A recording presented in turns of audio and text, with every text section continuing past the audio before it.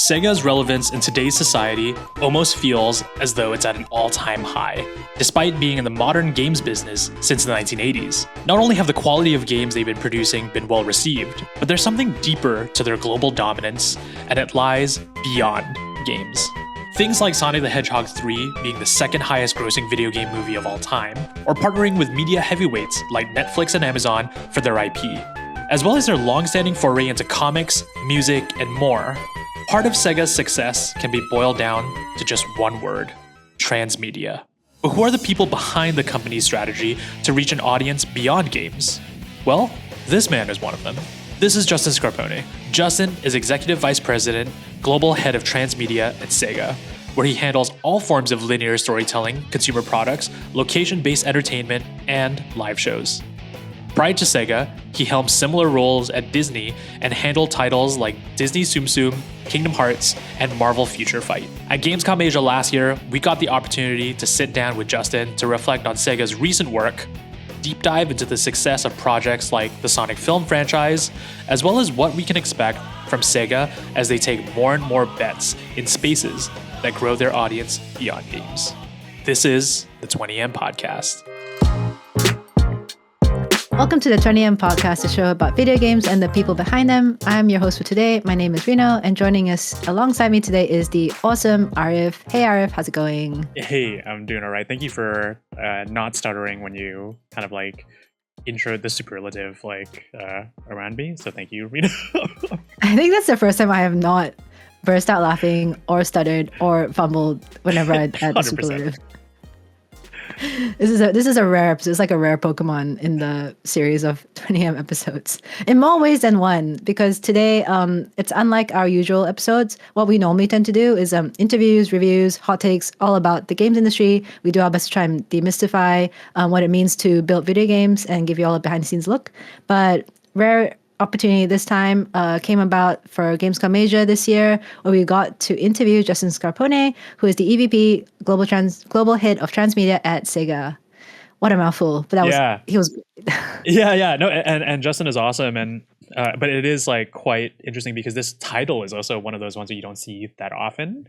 But yeah, what a wonderful opportunity to interview Justin. Let me just like lay up some of the stuff that we chatted about before we cut there, right? Like just to have somebody helming the teams that are in charge of making sure games don't just stay games, right? They exist throughout different types of mediums. It was just an awesome opportunity. I mean, like, we touched on the Sonic movie, obviously, because we can't not touch on the Sonic movie. The more interesting things to me that we touched on was not only his work at Sega, but also his work at Disney.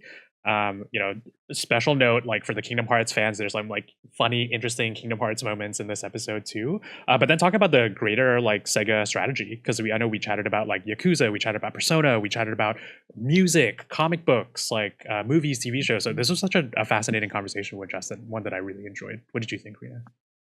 I thought it was great. He had a lot of really great insights. I don't want to take up too much of the intro. We'll let you all get into it right now. So take it away, past Arief and past Rino. Justin, thank you so much for joining us on the podcast. Great to be with you guys. Thanks for your time this morning. Yeah, well, Justin, you had an amazing panel here at Gamescom Asia, and thanks so much for coming all the way down to Singapore. I'm sure we've given the audience a little bit of the intro for who you are, the work that you do.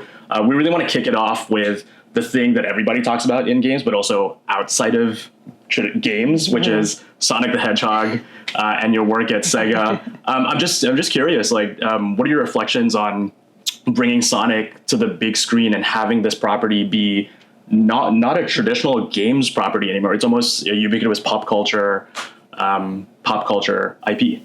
Well, there's the history of Sonic, and particularly with regards to how it made it to the silver screen, as it is called, is actually pretty well documented on sites like Wikipedia and elsewhere. And it was a long road in the case of Sonic.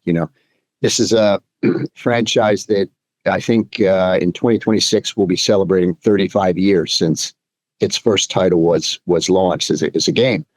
And it's really experienced a renaissance, particularly in the last 5 years, but over the last 10 years, with a solid persistent slate of games. And then obviously the partnerships in linear storytelling, particularly with Paramount, and also on the streaming side with Netflix, have really expanded the Sonic fan base beyond traditional gamers, if you will, or people who grew up with the IP. And it's introduced Sonic to new generations, which has then subsequently brought them into the games and other experiences that we've been creating on different platforms in order to reach these new audiences. But I would say what's interesting about Sonic personally is how it took so long to make its way to the film.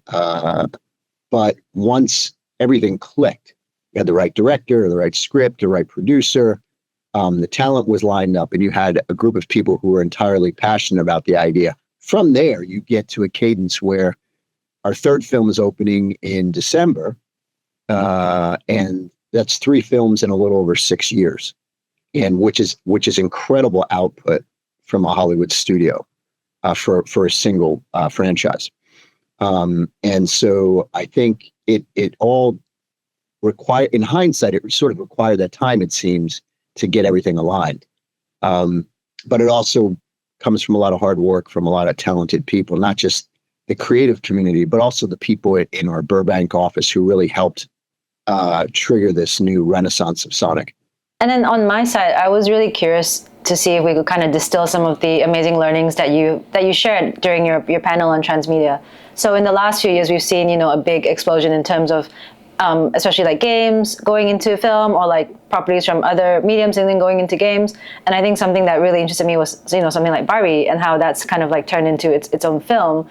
And I really want to get your thoughts on, do you think that the success of this sort of transmedia takeover, is that in the IP itself? Like the IP has to be strong and different and unique, or is it more in the execution? Like there was a really great team behind the IP that was able to turn something like the Mario game into the Mario film, for example? Well, as listening to your question, Sam, I remember a quote that when I was in Disney, you'd hear a lot, and you still hear a lot from John Lasseter, the creator of Toy Story and former chief creative officer of Disney Animation Studios, Pixar. And John had a phrase used, which is creativity is the best business model. And I think in the case of Sonic and Barbie is another great example. It's like, ultimately, you cannot, as much as you can try to plan and be very structured about taking IP and really building a transmedia business, ultimately it boils down to the creative. And creative is messy. Creative is not an algorithm. Creative can miss the mark. So it's not for the faint of heart to take on trying to build up an IP. But when it's executed well, when the ideas are interesting, when the characters are fleshed out and you care about them, and there's elements of the characters that you see in yourself or your friends, you're more likely to have some sort of attachment to that franchise, sometimes or that character over multiple beats, multiple films, or multiple games, whatever the case may be. So I think Barbie's actually a really good example. It's like, that is a really good film. But it also resonated with a lot of people because it went beyond, a piece of plastic that you would buy off a shelf. It was a real character with a real, with an ability to create an emotional connection with the audience. And I think Sonic is the same. And you wouldn't think that a CG character could do that, but that's something that John Lasseter taught the world with Toy Story, right? And subsequent films that have done that well. It's the same thing. You care about the characters. You're really fascinated by the environment in which they exist, and you allow yourself to suspend reality for a little bit and really dive in.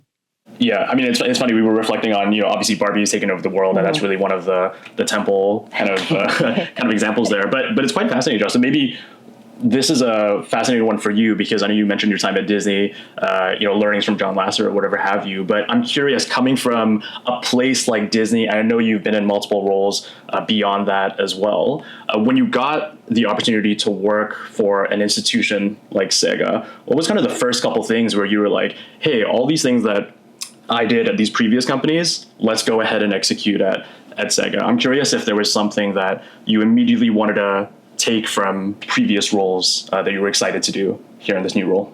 a great question. There were many things, and it's what attracted me to the role. The president of Sega, Shuji Utsumi, is also a former Disney guy, and we overlapped for about 3 years in the.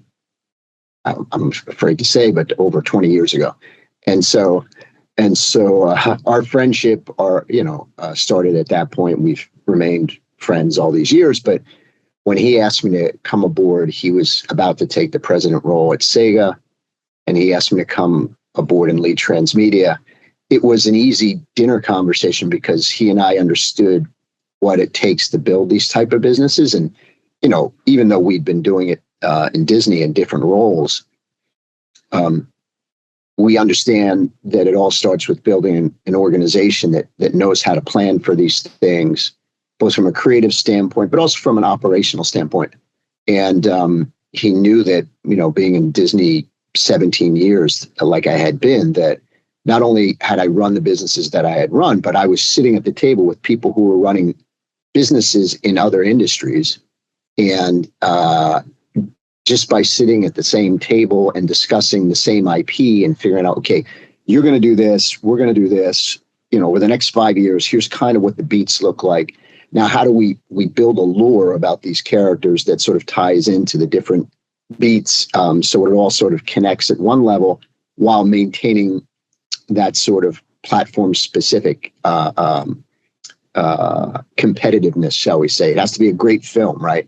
A great film cannot just try to emulate a game. It has to be its own distinct thing, and vice versa with games. And you can say the same thing about other forms of entertainment, comics or webtoons or whatever, music. But what are some of the connective beats, the common DNA of the character that the fans will appreciate sort of extends to all of these different media? And so in a company like Disney, that's planned out on a global scale over all these different brands and characters. And Disney's the best company I've ever seen at that. And so trying to take some of that experience and learning and bring that into a great gaming company where the entry point for the IP is not a film like Disney, but a game. And then going the other way, where the game is the entry point, but then you're creating films or series or other forms of entertainment. And that was really attractive to me. Plus, I've been living in Japan 35 years, pretty much my whole career. And I wanted to give back a little bit. I saw a great Japanese company in the entertainment industry that's done so much and still has so much room for growth, and with a strong brand and an unbelievable portfolio of IP. And that's some of the learnings from Disney I could apply and interpret, because it's not, there are differences, but sort of apply those learnings and try to make myself useful in this role. On my side, in kind of like preparing for this interview and getting to know a bit about your background, there were a couple of brands or like kind of accounts that were attached to your name. So I looked up, it's like Marvel, Disney Tsum Tsum was a really great one to see. But I just wanted to share right here on this podcast. So Arief here is a massive, massive fan of Kingdom Hearts, like absolute incredible Kingdom Hearts fanboy. Awesome. You have no idea, Justin. It's like any overlay. It's like I shove that property down everybody's throats. It's like it's my, like, it'll be, the music will be playing at my wedding, your funeral, my funeral, yeah, my child's birth, like that. Everything will be Kingdom Hearts related. Yeah. Well, we're going somewhere with this question. Thank you, thank you for that. That is fantastic to hear. The irony of that is Kingdom Hearts 1 on the Disney side. Obviously, that's a partnership between Disney and Square Enix. Square Enix, I worked with them closely for a decade. It was one of the honors of my career.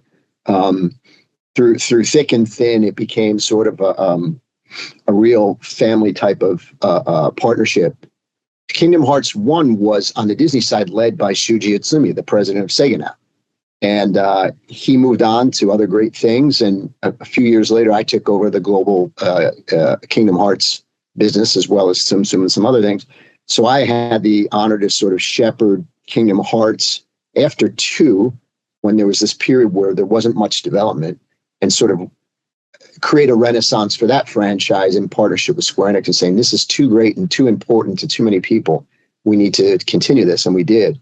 And I learned more from that project, Kingdom Hearts 3, than I learned from any single game project I've ever worked on.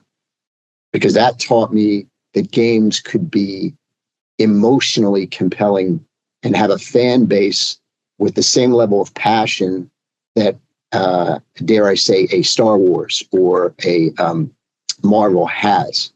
Now, the scale is different, obviously, but if you go to a fan event with Kingdom Hearts, and I had the honor to go to a bunch and speak at some, as well as talk to fans, I was blown away and walked away always with a tremendous sense of gratitude, but also responsibility. And when you have Sonic is like this now. If you go to a Sonic fan event, I was at one last night here in Bangkok. We had a fan event. First time ever we did one in Thailand. And I was just blown away by how many passionate fans there were and in Thailand. And so it's a really helpful process to meet folks like yourself, because it reminds you, when a franchise connects with people, that becomes a real creative responsibility, and you can't compromise on the output. Everybody fails. We're human beings, but you're not allowed to take that casually, that loyalty from the fans. You really need to be serious about that. Yeah. And actually, I just want to tie this back, and maybe this is our last question here, Justin, to your work and maybe your upcoming work at SEGA as well. We've seen a lot of properties. Sonic is one of the ones where I think we can't not mention, right? But I know, with the Yakuza franchise, they're going into television. Persona is also one of those ones under Atlas that it's just a massive, massive, massive IP. So we're kind of excited to see how that could relate outside of games. Maybe as a parting question, and for you, it's like, what really should we be looking out for from SEGA in the coming years? Is it more silver screen? Is it more television, or is it beyond that? So you should expect, first and foremost, to see a lot more of SEGA IP coming to these different formats. And Persona is an example. Last week, I attended our first live concert outside of Japan. And obviously, Persona, the music, is similar to Kingdom Hearts, actually. Or it's really part of the identity of the IP, and the Persona albums are fantastic. I was in Taipei for that event. It was unbelievable, the fan reaction there. So expect more Persona and expect more overall from Atlas Studio, of course. The Metaphor game, which shipped last week, one of the highest Metacritic ratings this year in the world. And it's selling very well, but it's just a compelling story with great music and continues the Atlas tradition. So expect more of that. Like a Dragon, the series on Amazon Prime starts next week. I believe it's October 24th. And I expect more great stories. There's more in development. I won't say much beyond that, but a lot of exciting things going on around that franchise.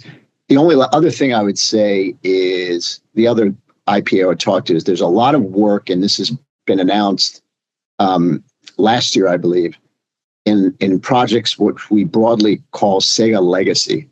Now, that's not a brand or anything, and it's not one IP. It's taking a lot of the games that were popular during our period in history where we had our Dreamcast and our Genesis, our hardware platform, and reimagining these IP in next generation game platforms, as well as linear storytelling series, films.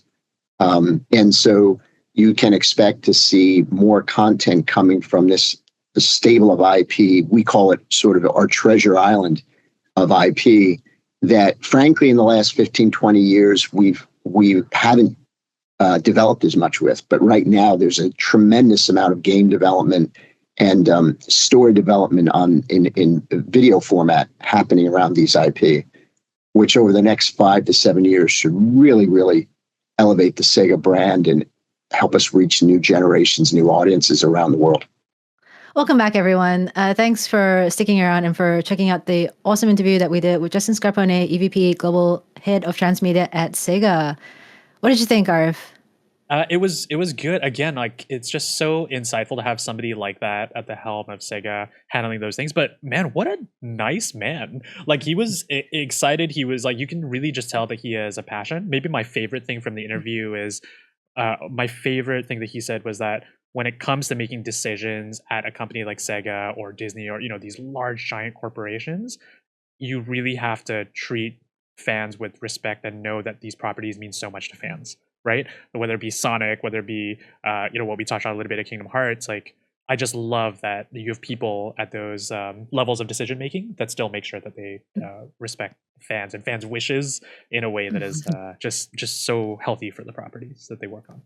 I think that's exactly it. That's kind of like the, how do you call it, like the two-pronged approach, or I guess like the pros and cons of something. So I think we all know that like nostalgia sells. There's a lot of remakes in the pipeline for games, for series, for all sorts of media. But with that comes like the heavy responsibility of doing right by the community. And people don't take it lightly. If they don't like it, they will be like really honest and upfront about it, right? And talking to Justin really cements that like businesses who get that have a really long thought out strategy. They work with the right people to make sure the scripts are, lore accurate, that the characters get done with the justice they deserve. So that was really interesting to see behind okay, it's not just about, we'll just keep remaking everything. It's like there's a lot of strategy and thought that goes into what they decide to do, what goes into a movie, what becomes a series. And for me in particular, I love that we didn't particularly ask for this, but he kind of teased it as well, because I think he knows this is what the fans want. He talked a little bit about the Like a Dragon TV series, which is already out by the time this podcast is out. He talked a bit about Metaphor as well. So awesome to see Sega just doing things on all fronts. Yeah, I'll just like cap it off by saying it's also fascinating to see how they're very global in their approach. So for example, he mentioned that when we chatted with him, we were in Singapore for Gamescom Asia, but he took a flight out to Bangkok like the morning after or something like that to get to Thailand Game Show, where they did like a bit of a presence there for Sonic. But then he mentioned he was in Taiwan for a Persona event. So like they're really treating Sega and its like umbrella companies in a very global way, which to us on the 20M podcast is so important, right? To have accessibility for like these opportunities to be accessible for people in regions like Southeast Asia. But man, like that was an interesting tidbit for me. Yeah, amazing. Really, really enjoyed that interview, and really grateful that Justin gave us that time. I mean, yeah, he's a busy man flying all over the place. So jet setting on the Persona and on the Sonic jet that they have, on the plane that they have. For those in Southeast Asia, you know exactly what I'm talking about. Yeah, absolutely. All right. Well, thanks everyone for tuning in for this very special episode. They're all special, all of them. We treat them all equally, like our children. See you in the next one, folks. Take care. Bye.